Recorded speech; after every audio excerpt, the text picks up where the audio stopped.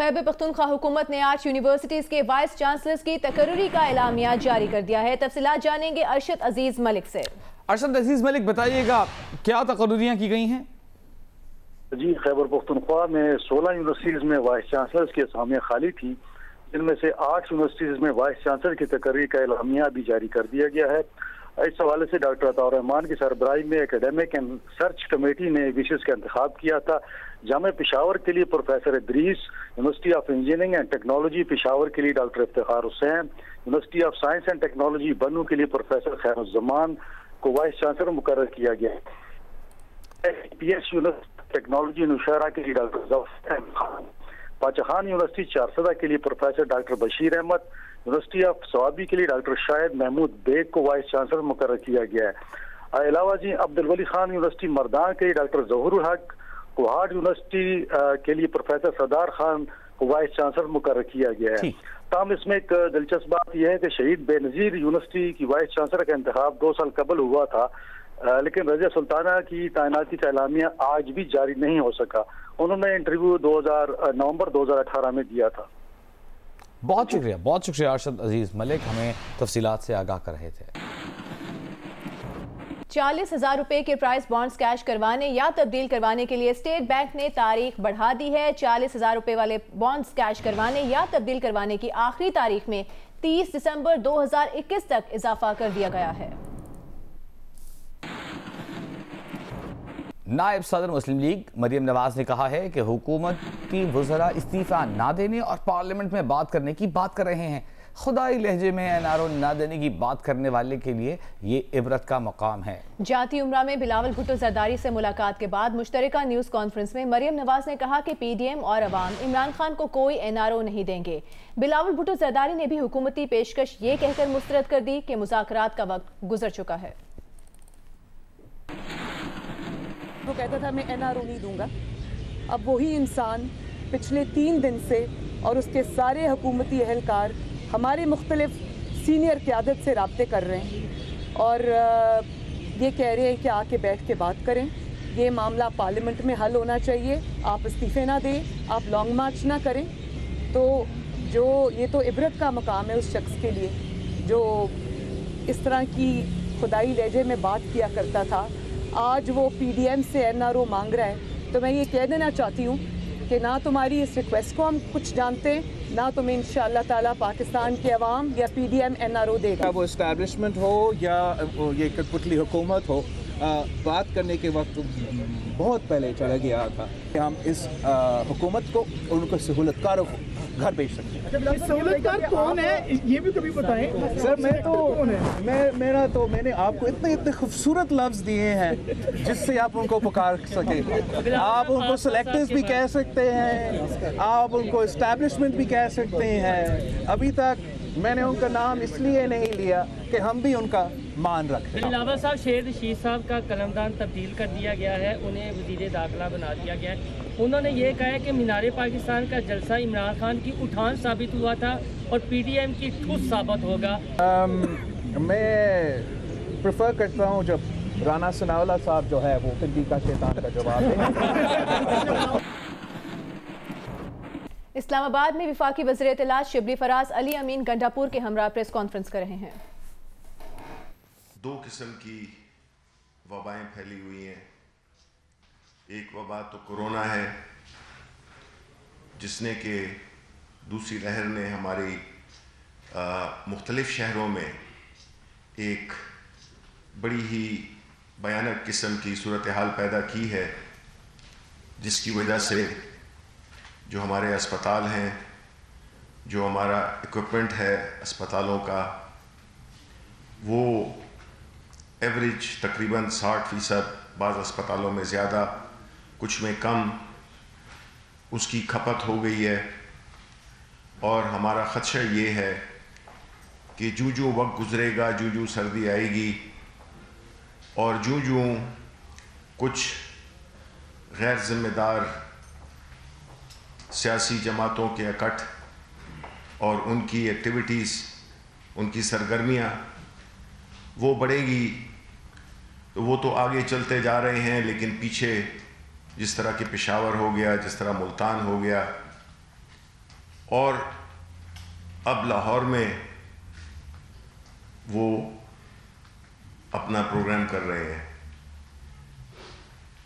جو فیکٹس اور فگرز جو کہ آپ کے ساتھ شیئر بھی کی جا سکتے ہیں, جو کہ NCOC نے ڈٹرمن کیے ہیں, وہ یہی ہے کہ جن جن شہروں میں اس قسم کے جلسے ہوئے ہیں, جہاں پہ کہ لوگ اکٹھے ہوئے ہیں, وہاں پہ جو پھیلاؤ ہے وہ بہت بڑھ گیا ہے, اور جس کا عکس اسپتالوں میں مریضوں کی صورت میں نظر آنا شروع ہو گیا ہے. یہ ہماری ذمہ داری ہے بحیثیت حکومت کہ ہم عوام کو آگاہ کرتے رہیں. ظاہر ہے کہ اس میں ریپیٹیشن بھی ہوگی, لیکن ہمارا مقصد یہی ہے کہ ہم عوام کو آگاہ کرتے رہیں کہ یہ کوئی مذاق ہے نہیں, اور یہ ایک ایسی چیز ہے جس سے کہ انسانی جانوں کا خطرہ بہت بڑھ گیا ہے. ہم نے یہ بھی دیکھا ہے کہ مختلف لوگ, جس میں کچھ سینئر بیوروکریٹس بھی تھے, وہ بھی اپنی جان گنوا چکے ہیں. ایسی صورتحال میں ایک سیاسی جماعتوں کا ایک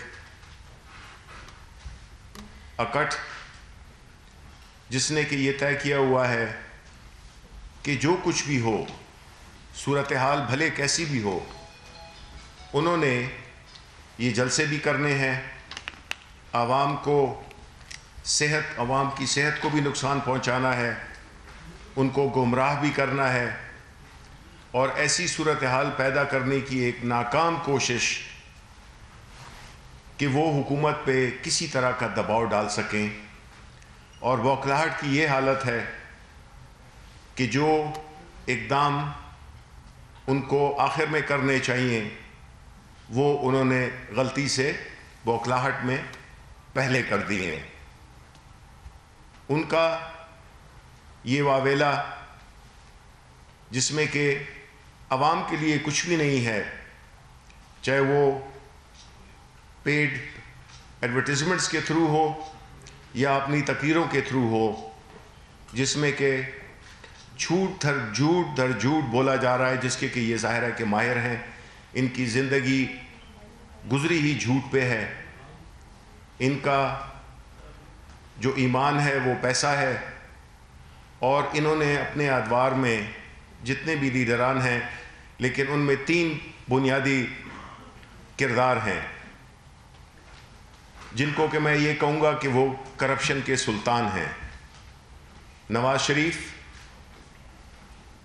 آصف علی زرداری اور مولانا 12ویں کھلاڑی مولانا فضل الرحمان. یہ وہ لوگ ہیں جنہوں نے کہ مختلف ادوار میں اس قوم کا پیسہ لوٹا, اور اپنی سیاست, نہ صرف اپنی سیاست بلکہ پاکستان کی جو سیاست کا ماحول ہے اس میں کرپشن, اس میں پیسہ لانا, پیسے کی سیاست یہی لوگ لائے. جوڑ توڑ کی, لوگوں کو خریدنا, لوگوں کو بیچنا, یہ ان کے ادوار میں شروع ہوا. ملک کے سیاسی کلچر میں ایک ایسی منافقت کا کلچر پھیلا دینا جس سے کہ اس ملک کی جو بنیادی جو ایک اقدار تھیں, سماجی اقدار تھیں, ان کو ملیہ میٹ کیا اور ایک ایسا ماحول بنایا جس میں کہ صرف پیسے والے لوگ سیاست کر سکے. اور اس سیاست کو آگے کرنے کے لیے انہوں نے کرپشن پہ کرپشن کی, اور پھر ان کی جو ذاتی ہوس تھی اس کو بھی اب انہوں نے ٹھنڈا کرنے کے لیے ایسے نئے لیول کرپشن کے کریٹ کیے, جس سے کہ انہوں نے وہ پیسہ جو کہ انہوں نے یہاں سے لوٹا دوسرے ملکوں میں انہوں نے منتقل کیا, وہاں پہ جائیدادیں خریدیں, وہاں پہ بینک بیلنس رکھے, اپنی اولادوں کو بھی باہر بھیجا, اور آج وہ پاکستان سے عوام سے قربانی چاہتے ہیں. اور ساتھ ہی ساتھ میں اب یہ تو ان کو بھی یہ پتہ چل گیا ہے کہ جو کہ گلگت بلتستان میں ان کے ساتھ ہوا, اب یہ جو سارا پریشر ہے وہ اس لیے ڈیولپ کر رہے ہیں کیونکہ 2 سال تک یہ چپ رہے، مختلف طریقوں سے انہوں نے ہمیں اپروچ کیا، مختلف طریقوں سے انہوں نے ہم پہ پریشر ڈالا کہ کس طرح سے ہم ان کے جو کرپشن کے مقدمات ہیں ان پہ ہم ان کو NRO دے دیں. لیکن جب یہ بالکل فیٹ آف کے بعد بالکل ان کو یقین ہو گیا کہ اب ہمارے پاس کوئی اور صورت نہیں ہے سوائے اس کے کہ ہم جتھے لے کر جلسے جلوس کر کے گالیاں دے کر اور ایک ایسا ماحول پیدا کریں جس میں کہ انہوں نے ایسے لوگوں کو بھی آگے لگا دیا ہے جن کا نہ لینا ہے نہ دینا ہے، اور ان کو ایسے فیصلوں پہ مجبور کر رہے ہیں یہ کہ وہ استعفے دیں. ایسے حالات میں یہ سب کو پتہ چل گیا ہے کہ مختلف پارٹیز ہیں اور ان کی مختلف سمتیں ہیں، اور جن کی مختلف سمتیں ہوں ان کی منزل ایک ہو ہی نہیں سکتی ہے. یہ کہنا کہ ہمارے ساتھ کوئی رابطے میں ہے، ہمارے بالکل نہیں ہے، یہ جھوٹ ہے. یہ اپنے لیے ایک راستہ مانگ رہے ہیں، ٹھیک ہے، اگر ان کو راستہ چاہیے وہ ہم ان کو دے دیں گے، لیکن راستہ ہم ان کو ان کی جو اس وقت کی سچویشن ہے اس کی بات کر رہے ہیں، ہم NRO کی بات نہیں کر رہے. وہ ان کو کبھی عمران خان نہیں دے گا.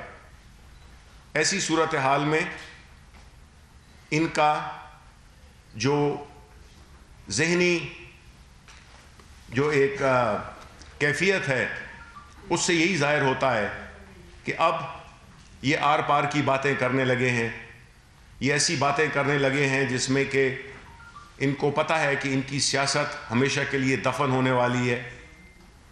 یہ اپنے آپ کو بند گلی میں لے آئے ہیں، استعفوں کا ڈھونگ انہوں نے رچایا ہے. بالکل دیں، استعفے دیں، ہم پہ کوئی پریشر نہیں ہے، لیکن دیں پھر صحیح طریقے سے دیں، صرف دکھاوا نہ کریں. یہ نہیں ہے کہ ہم نے اس کو بھیج دیا اور انبار لگ گئے ہیں اور کاغذ جمع ہو گئے ہیں. 160 کاغذ کا کیا انبار ہوگا میکسیمم. تو اس قسم کی صورتحال میں ان کا یہ ایک آخری داؤ ہے جو کہ یہ خود بھی مان چکے ہیں. انشاءاللہ ان کا یہ داؤ ہمیشہ کی طرح ناکام رہے گا، اور ان کی جو یہ سیاسی جو اس کا مستقبل ہے، خاص طور پہ مولانا فضل الرحمان اور نواز شریف، ان کو پتہ ہے کہ وہ ایک ڈیڈ اینڈ سٹریٹ پہ آ گئے ہیں. اب یہ پیچھے بھی نہیں مڑ سکتے اور نہ یہ آگے جا سکتے ہیں. مولانا فضل الرحمان، جن کا کہ میرے کولیگ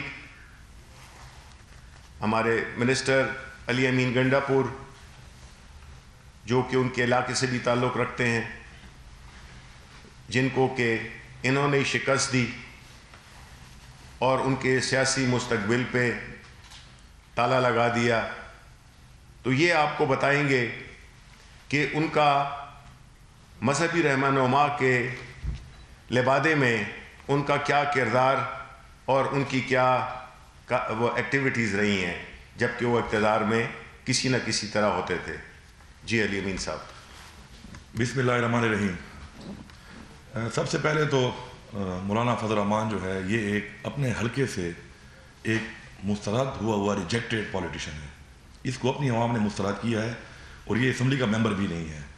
اور جو پی ڈی ایم ہے، میرے خیال میں پوری قوم جان چکی ہے کہ پی ڈی ایم کا جو وجود ہے ان کا مقصد صرف ایک ہے کہ چوری کا پیسہ بچاؤ، اور یہ تمام جو مہم چل رہی ہے صرف چوری کے پیسے کو بچانے کے لیے چل رہی ہے. اب تاریخ گواہ ہے اس بات کی کہ انہی لوگوں نے اپنے بارے میں، ایک دوسرے کے بارے میں کرپشن کے حوالے سے کیا کیا بیانات دیے اور کس کس طرح کے الزامات لگائے، اور آج یہ اکٹھے ہیں. اور عمران خان نے بہت پہلے کہا تھا، آن ریکارڈ ہے، کہ جب بھی میں ان کی کرپشن پہ ان کو ہاتھ ڈالوں گا یہ سب اکٹھے ہو جائیں گے. تو وہ بات سچ ثابت ہوئی ہے اور آپ سب کے سامنے ہے.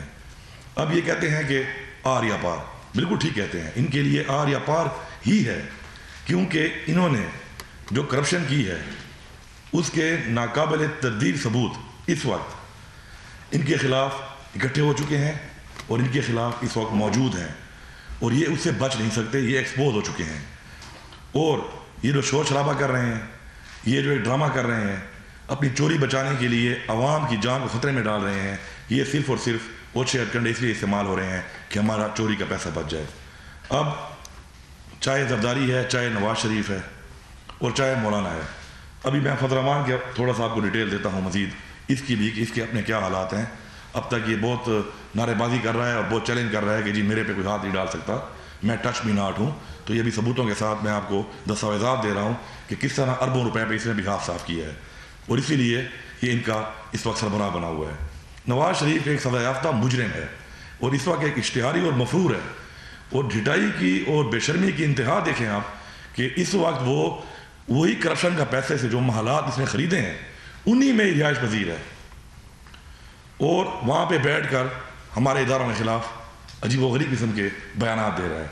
اور اس کی جو یہ بیٹی ہے جو کہ حقیقی مالکن ہے مریم صفدر، اس کی اس جائیداد کی، ان محلات کی، وہ خود ضمانت پہ باہر پھر رہی ہے، اور وہ اپنے باپ کی چوری بچانے کے لیے یہ جلسے جلوس کر کے عوام کی جان کو خطرے میں ڈال رہی ہے۔ اب چوروں کا سردار کون ہوتا ہے؟ ظاہری بات ہے چوروں کا سردار اسی کو بنایا جاتا ہے کہ جو چوری میں مہارت بھی رکھتا ہو اور چوری چھپانے بھی مہارت رکھتا ہو۔ اسی لیے انہوں نے اس فضل الرحمان کو اپنا سردار بنا لیا ہے، اور یہ وہ فضل الرحمان ہے جس نے سیاست کی آغاز کی اسلام کے نام پہ۔ اور آپ سب کو یاد ہوگا کہ جب بے نظیر آئی اور اس کا وقت تھا تو اس نے ایک فتویٰ دے دیا کہ عورت کی حکمرانی اسلام میں حرام ہے۔ پھر ڈیزل کے پرمٹ لے کر اس نے وہ فتویٰ ختم کر دیا، اور آج یہ وہی شخص ہے کہ اپنی ایک طرف اس نے مریم کو بٹھایا ہوا ہے، ایک طرف آصفہ کو بٹھایا ہوا ہے، اور عورت کی حکمرانی پہ فتویٰ دینے والا کہ حرام ہے، آج عورتوں کے درمیان میں بیٹھ کر وہ جو ابا اور بچاؤ جو تحریک چل رہی ہے، کرپشن بچاؤ تحریک چل رہی ہے، اس کا سربراہ بنا ہوا ہے۔ اب اس کے بعد اس شخص نے متواتر ہر حکومت کا حصہ بن کر اربوں روپے لوٹا ہے۔ اربوں روپے کی جائیدادیں جو ہیں وہ اس نے لوٹ مار کر کے کمائی ہیں بے نامی، اور یہ جو میں آپ کو لسٹ دے رہا ہوں اتنی لمبی لسٹ ہے کہ اگر میں اس ڈیٹیل میں جاؤں تو میرے خیال میں تقریباً 2 گھنٹے لگ جائیں گے، اور یہ تمام ڈیٹیل جو ہے یہ میں آپ کے حوالے کر رہا ہوں، اور میں اس کو چیلنج کرتا ہوں کہ یہ الزام نہیں، یہ میرا دعویٰ ہے کہ اگر یہ کہتا ہے کہ یہ جھوٹ ہے مجھے عدالت میں لے جائے، ڈیفیمیشن کا کیس کرے میرے اوپر، میں عدالت میں یہ تمام جائیدادیں اس کی ثابت کروں گا۔ اس کے علاوہ مزید کام بھی میں کر رہا ہوں، انشاءاللہ اس کی اور جائیدادیں بھی میں نکال رہا ہوں، اور آپ کے سامنے آئے گا کہ کتنے اربوں روپے اس نے اس اقتدار میں ہر پارٹی کے ساتھ رہ کے کمائے، اور اس سے آج تک یہ کہتا ہے کہ نہ میرا کوئی کاروبار ہے، نہ اس کے بچوں کا کاروبار ہے، نہ اس کے بھائیوں کا کاروبار ہے، لیکن یہ اربوں روپے کہاں سے آیا، کیسے آیا، اس کا کوئی جواب نہیں ہے، اور یہ سمجھ چکا ہے اس بات کو کہ اب میرے اوپر گھیرا تنگ ہو رہا ہے، اور اسی لیے چوروں کا سردار بن کے اسلام کا نام لینے والا آج چوروں کا محافظ بن کے اپنی چوری، ان کی چوری بچانے کے لیے ان کے لیے سربراہ بن کے ایک تحریک چلا رہا ہے۔ اب یہ کچھ سوالات میرے اور بھی ہیں اس کے علاوہ، کیونکہ مولانا فضل الرحمان اربوں روپے کھانے کے علاوہ کچھ اور سازشوں کا بھی حصہ رہا ہے۔ اس ملک کے اندر بیرونی قوتیں جو ہمارے ملک کو کمزور کرنے کے لیے جو کام کرتی رہی ہیں، یہ ان کے ساتھ کام کرتا رہا ہے، اور یہ بھی میں دعویٰ کر رہا ہوں اور چیلنج کر رہا ہوں کہ یہ مجھے لے جائے عدالت میں ثابت کروں گا کہ یہ الزام نہیں، یہ میرا دعویٰ ہے، اور ثبوت دوں گا اس کے۔ میرے 4 سوال ہیں اس سے، اور میں میڈیا سے اور قوم سے یہ ریکویسٹ کروں گا کہ 13 کے جلسے میں یہ اپنی تقریر کرنے جو آ رہا ہے اس میں ان 4 سوالوں کے بھی جواب دے دے۔ اگر یہ ان کی تردید کرے گا تو میں ثبوت دوں گا، اور اگر تردید نہیں کرتا تو ہمیں بتائے ان کا جواب، اور یہ بھی واضح کر دے اپنی باقی جو باتیں سے کرنی ہیں، ساتھ یہ بھی کہہ دے۔ پہلا سوال میرا یہ ہے کہ آپ کیا MIC سے ساتھ رابطے رہے ہیں؟ آپ بتائیں کہ آپ MIC سے ساتھ رابطے جو کر رہے تھے کس بنیاد پہ کر رہے تھے، اور کیا بات چیت آپ کر رہے تھے؟ قوم کو آپ اس کا جواب دیں، قوم کو واضح کریں گے۔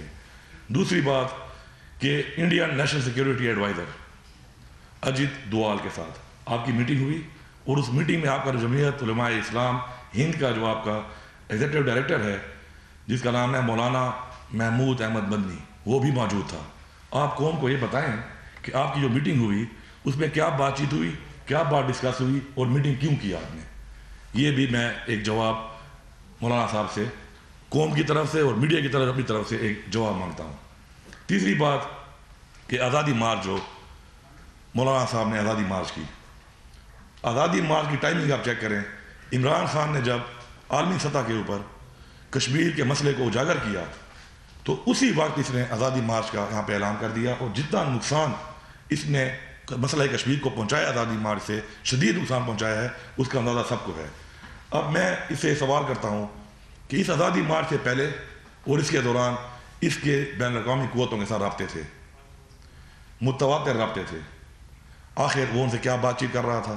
آزادی مارچ تو اس نے کیا ہے یہاں پر کہ جی دھاندلی ہوئی ہے اور یہ سلیکٹڈ حکومت ہے، لیکن ان کے ساتھ رابط کا جواب دے کہ کیا بات چیت یہ کرتا رہا ہے۔ اس کے علاوہ ایک اور سوال ہے میرا اس کے اوپر کہ فرقہ واریت کی گھناؤنی سازش میں پاکستان میں یہ انوالو رہا ہے، یہ حصہ رہا ہے اس کا، اور اس کو فنڈنگ بھی ہوئی ہے اس کی۔